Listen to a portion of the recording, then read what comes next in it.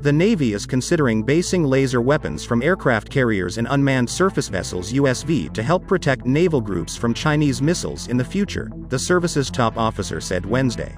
"We've always had a defense-in-depth approach to defending the fleet. Where we're going with this and where we're putting a lot of R&D money and actually experimenting on ships right now is with laser technology," Chief of Naval Operations Admiral Michael Gilday said during a virtual Center for a New American Security event. He was responding to a question on how the Navy is dealing with Chinese military technology developments that can threaten aircraft carriers and the fleet generally.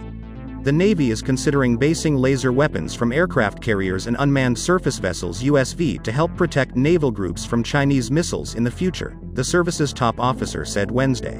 "We've always had a defense-in-depth approach to defending the fleet. Where we're going with this and where we're putting a lot of R&D money and actually experimenting on ships right now is with laser technology," Chief of Naval Operations Admiral Michael Gilday said during a virtual Center for a New American Security event. He was responding to a question on how the Navy is dealing with Chinese military technology developments that can threaten aircraft carriers and the fleet generally. Investments without taking a look at what your competitors are doing, right?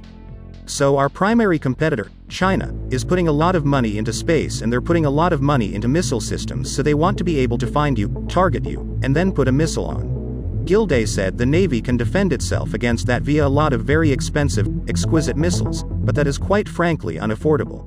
The alternative achievable defense is moving towards laser technology, the CNO said.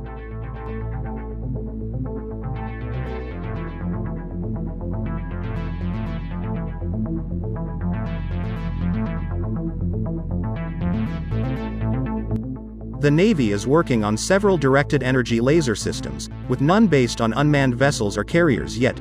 This includes the 150 kW Laser Weapon System Demonstrator (LWSD) on the USS Portland LPD-27 amphibious transport dock, due to deploy to the Indo-Pacific next year. Integration of the Lockheed Martin LMT 100 kW range high-energy laser and integrated optical dazzler with surveillance Helios for use on a DDG-51 flight IIA destroyer later this year, and the optical dazzling interdictor, Navy Odin Counter Unmanned Aerial Vehicle UAV system first installed on the USS Dewey DDG-105 in 2019. Last year, the Navy successfully shot down a UAV using the LWSD on LPD-27. It was developed by Northrop Grumman NOC with funding from the Office of Naval Research Defense Daily.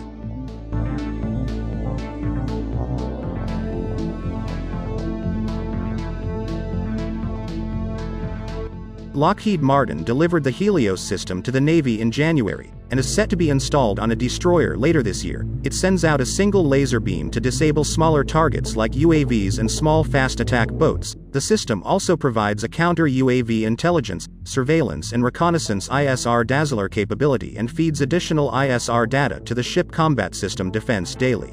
Separately, the Navy plans to install 7 more Odin counter-UAV systems on surface vessels like destroyers. It is used exclusively as a dazzler to blind electro-optical and infrared detection sensors, potentially confusing seekers on incoming cruise missiles, as well as cameras used for ISR on opponent aircraft or vessels.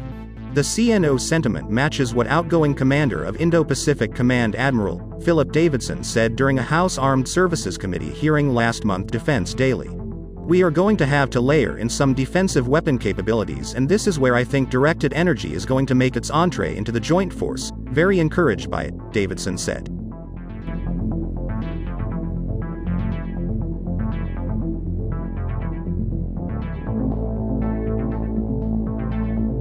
Gilday expressed confidence the Navy can defend the fleet, repeating the service's line that aircraft carriers are the most survivable airfields in the world since they can move.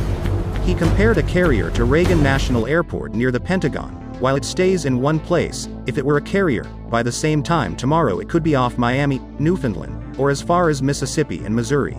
Gilday said carrier survivability is also not just mobility and what it carries on board to defend itself.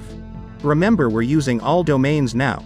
So we're leveraging space, we're leveraging cyber, we exercise to that, we practice to it frequently. We feel like our force is pretty survivable now, but again, not to take anything for granted. Laser technology is our future."